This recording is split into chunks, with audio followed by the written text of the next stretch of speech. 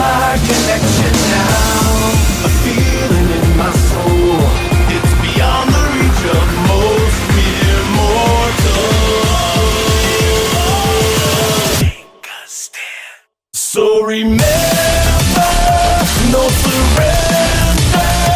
My defining moment. I will stand up, overcome my past. This is different to the end. If it takes forever, no surrender. Now or never, my last stand.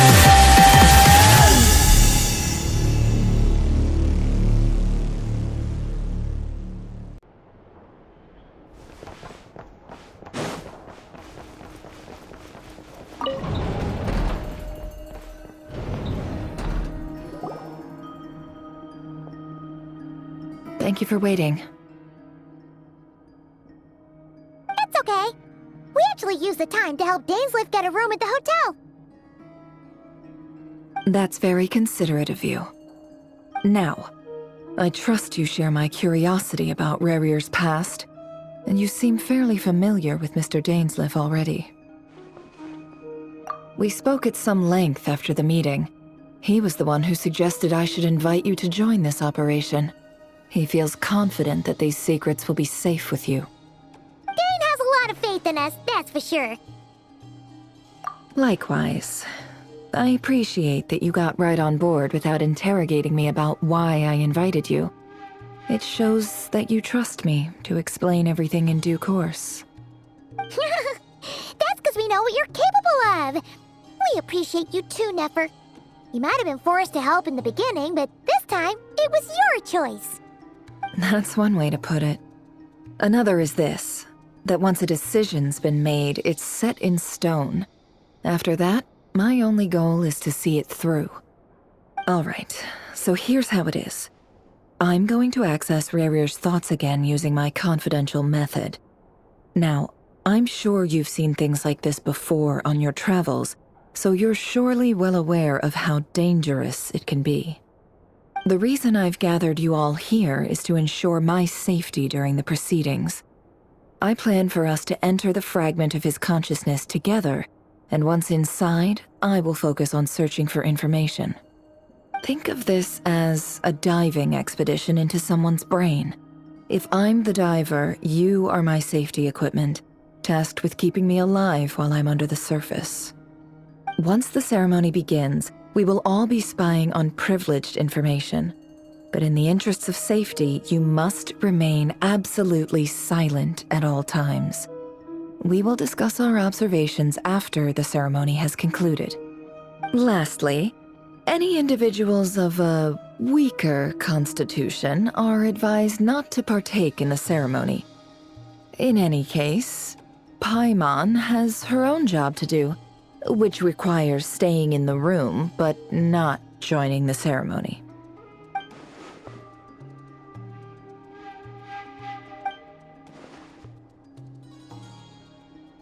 Well, good luck, everyone.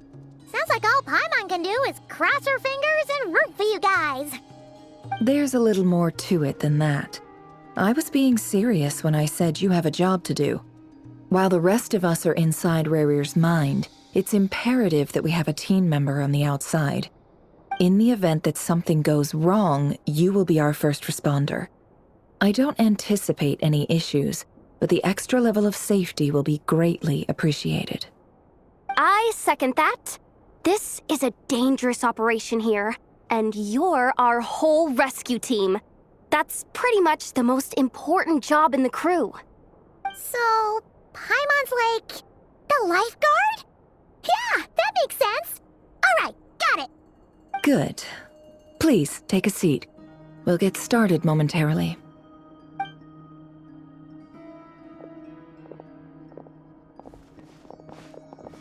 So, did Mr. Dainsliff tell you anything else? He told me that he believes Rarier kept some big secrets in his life. He's not sure that they were the cause of his eventual downfall, but he's asked me to uncover what those secrets were all the same.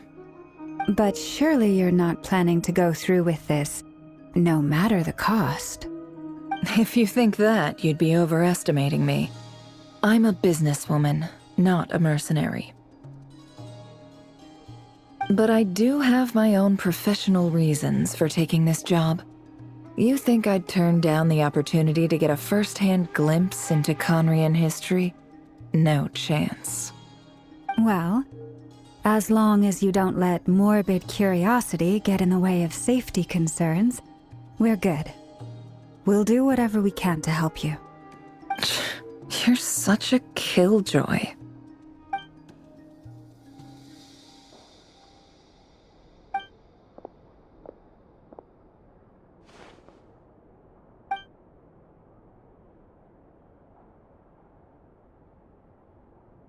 All right, I'm good to go. All set over here, too. Promise, Paimon, you'll be extra careful. All right. Let your whole body relax. We're about to begin. Close your eyes.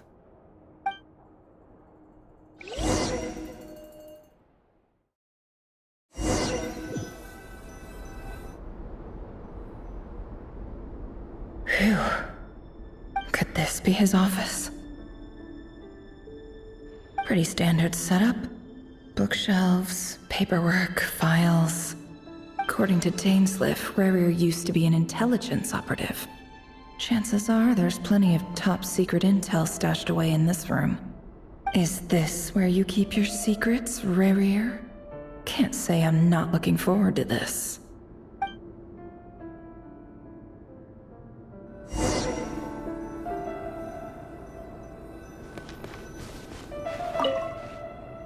A file tucked inside a folder.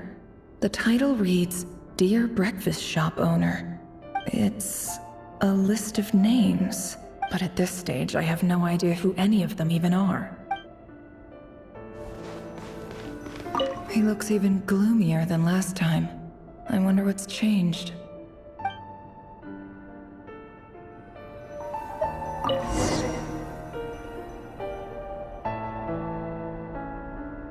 Today's files are in. Time to wade through them, just like usual. Male, 51. Occupation, cook. Confirmed Crimson Moon descendant. Has maintained frequent contact with other descendants over the past year. Poses a threat to the dynasty. Neutralized.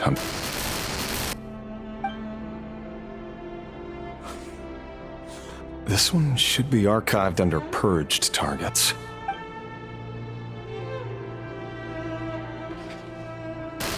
Female, 23.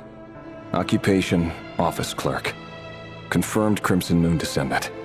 Has maintained frequent contact with other descendants over the past year. Poses a threat to the dynasty. Neutralized. Another one for purged targets. Sounds like she was that other man's daughter. Never mind. What's it got to do with me? Male, 40. Occupation, teacher. Confirmed Crimson Moon descendant. Has been observed making contact with other descendants during the past year. Poses a threat to the dynasty. Neutralized on...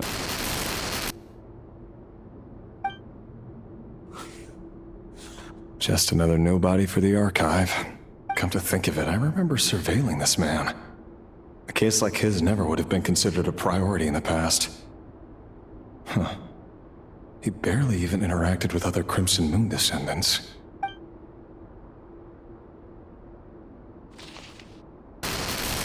Female, 16. Occupation, none. Orphan and confirmed Crimson Moon descendant. Has been observed making contact with other descendants during the past year. Poses a threat to the dynasty. Neutralized on...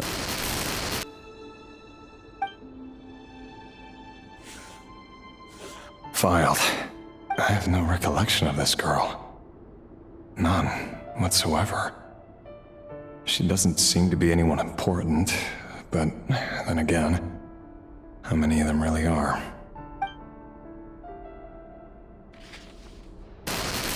Female, 13. Occupation, none. Orphan and confirmed Crimson Moon descendant. Has been observed making contact with other descendants during the past year. Poses a threat to the dynasty. Neutralized on... Filed.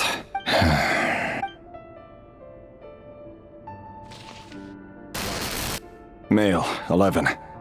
Occupation, none. Orphan and confirmed Crimson Moon descendant. Has not been observed making any contact with other descendants during the past year. Poses a threat to the dynasty. Neutralized on...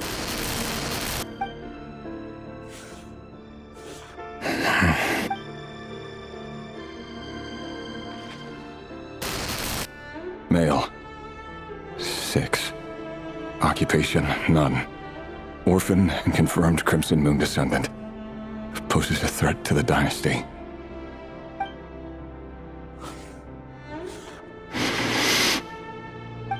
It's funny, isn't it? Your job is becoming both harder and easier at the same time, depending on how you look at it. Sooner or later, the Crimson Moon descendants will be completely wiped out. But as their numbers dwindle, they become harder and harder to track down. That's not how it is. Fortunately, however, most of the able-bodied adults have already been taken care of. The remaining weaklings will be increasingly easy to deal with. No! No. My job is to ensure the survival of the Eclipse Dynasty. And the only way to do that is by eliminating any and all potential threats. It's a perfectly legitimate line of work. Every single one of my colleagues can attest to my fairness. And if my friends were aware of the facts, I know they'd back me up too. Assuming, of course, that they were aware of all the facts.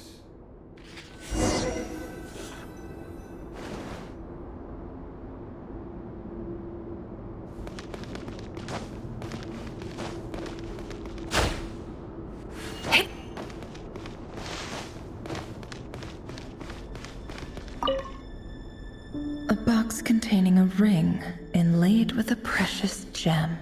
Must be for his girlfriend.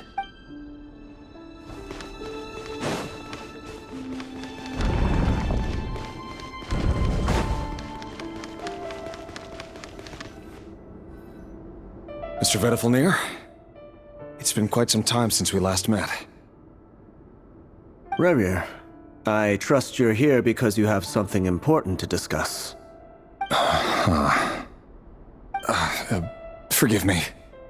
I wasn't tuning out, it's just, I noticed you didn't even phrase that as a question. As if you knew I was coming. Tell me, does someone in your position ever feel the need to ask questions at all? It is indeed within my power to foresee certain things. Things like your arrival. I was just thinking, it won't be long before I'll be inviting both you and Dane to my wedding. That isn't a lie, but nor is it a fact as such. It's a wish, isn't it? No fooling a prophet, is there? Ever since that day we met for drinks, I knew it was only a matter of time before you came looking for me. Does it feel good?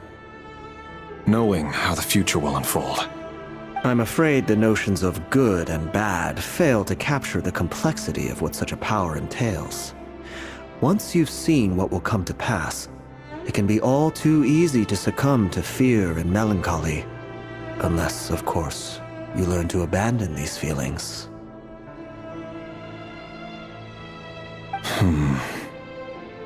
You fear my silence, and long to hear the words I left unspoken that day.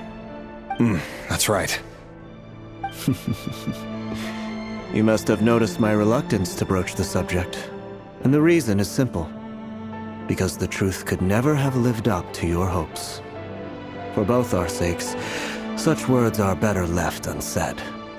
The burden of prophecy was never meant for your shoulders. So who exactly do you deem worthy to hear your prophecies? None but our exalted king? Or rather, our king as he once was. You're closer to His Majesty than I am. You must know better than anyone how much he's changed. You say that as though it is to my benefit. Yet precisely because of that, I dare not speak rashly. A king can turn out to be the most virtuous of rulers, or a tyrant more terrible than the most vicious of dragons.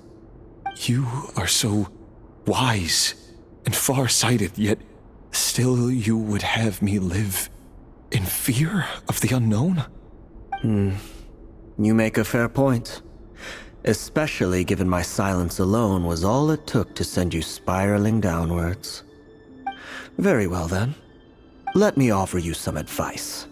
And I say this not as a prophet or a visionary, but simply as the brother of your friend. For many reasons, there is very little chance of your marriage ending in happiness. If happiness is what you seek, you should find another fiancé.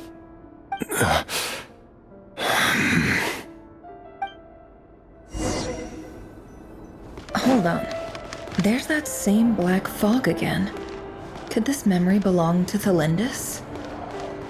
Guess I'd better tread carefully.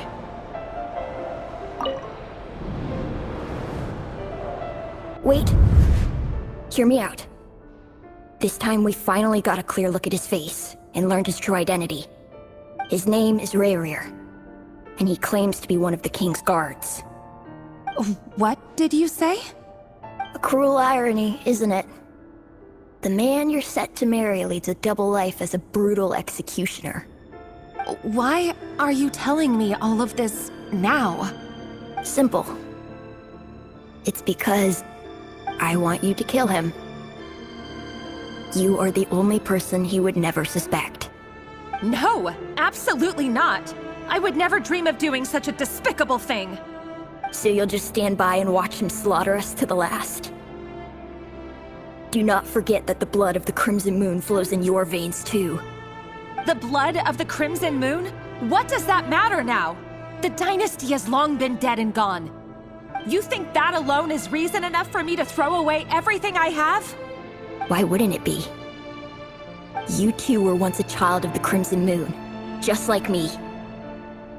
Don't tell me you've never felt so much as a flicker of fury for the way we were trampled into the dust. As long as you promise to abandon this pipe dream of restoring your dynasty, I can try to persuade him. Or have him persuade the Vinster King. Persuade the Vinster King? Do you even know why he's so obsessed with hunting us down? Why he keeps trying to force us to hand over our secrets? Over and over again? Or why we refuse to give up on restoring the dynasty? The Vinster King. A blind fool. His eyes clouded by powers from beyond this world. A petty little man with a miser's heart. And he dares to sit upon the throne? Mark my words.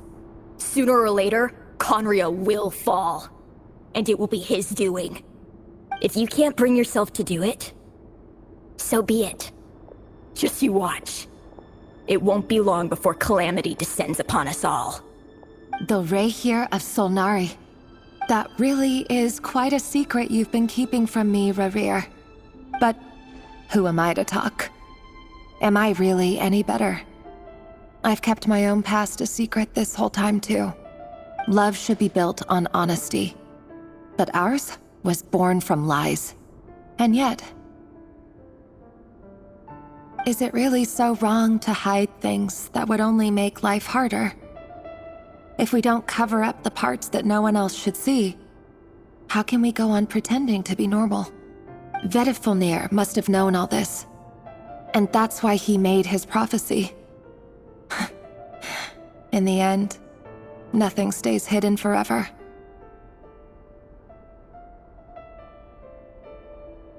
But I won't just sit by and watch this disaster unfold. I'll do everything in my power to protect what I cannot afford to lose, no matter who I have to face.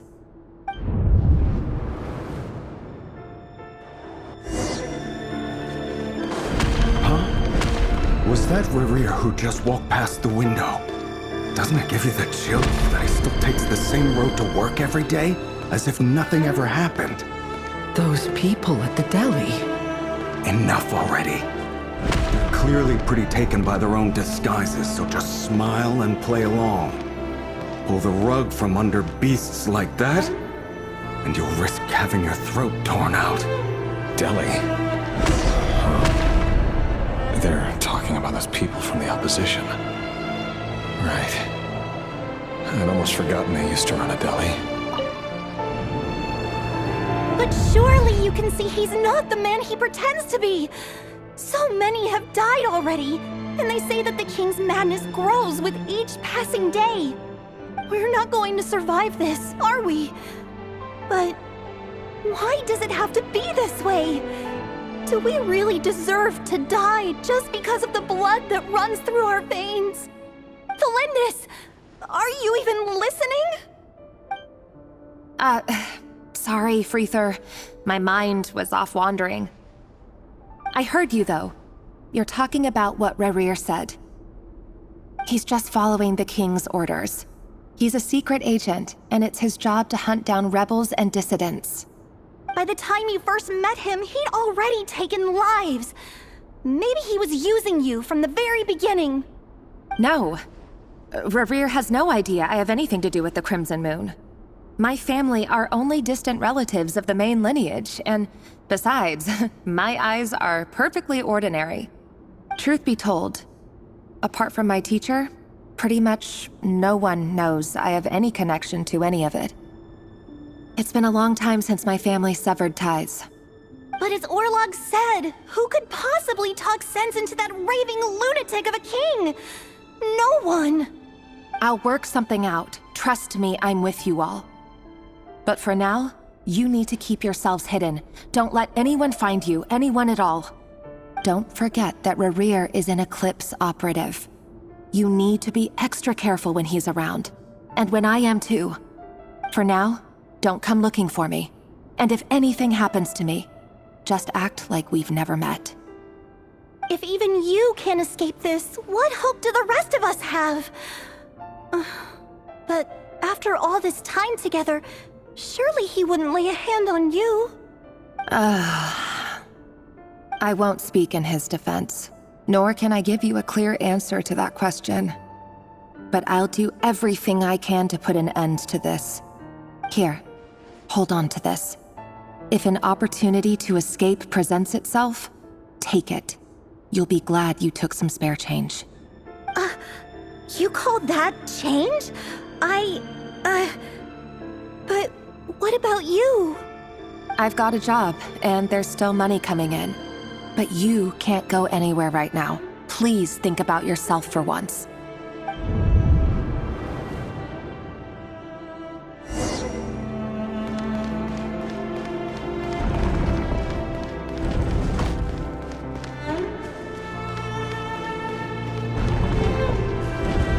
Another day, another round of assassination training.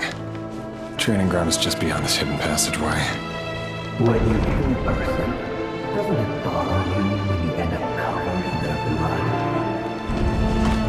Why would it? Aren't we all just walking blood bags? But not everyone is accustomed to hunting down others like prey. You've been a hunter for so long now, you seem to have forgotten that most people don't just go around killing one another. Leave me alone.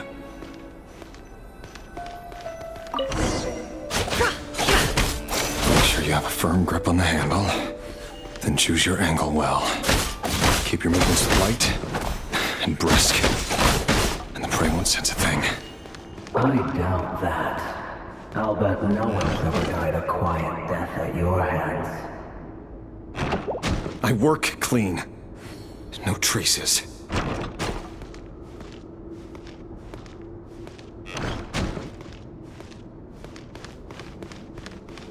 That doesn't make it open and above board, though. The king happens to be right now. What if something doesn't? That won't happen. He's changed. Ever since he fell in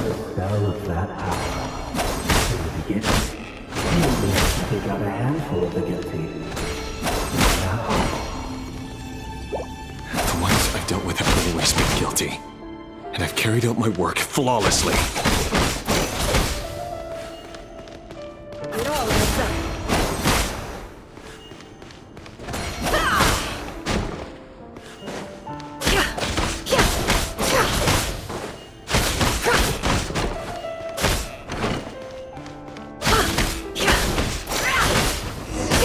You know why Felintis didn't accept your proposal, don't you?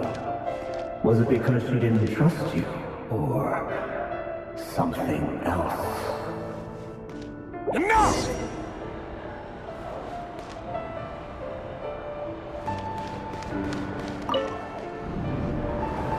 Delindis, do you still remember Orlog?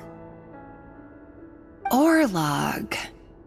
The boy who was pretending to sell flowers. You spoke for quite a while, didn't you? Yes, we did. What about him? He was arrested 2 days ago. Chances are he's already dead. He... I just don't get it! After everything he's done, why do you still stand by him? Or does it mean nothing to you that people keep dying? No, that's not... Just hear me out. I need to go now, Delindis. They're looking for us. You take care too.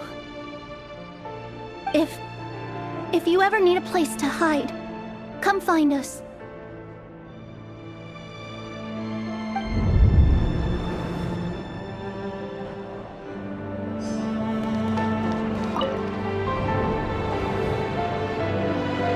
Author, Thelindis. Over the course of this week, the research object was subjected to interference for a total of 47 hours for experimental purposes. The results are as follows. All subjects of observation that were sent inside have now... The situation within is proving more problematic than anticipated. No progress whatsoever.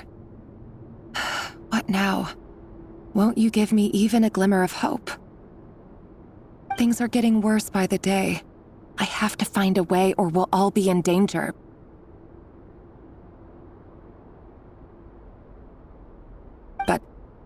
But I...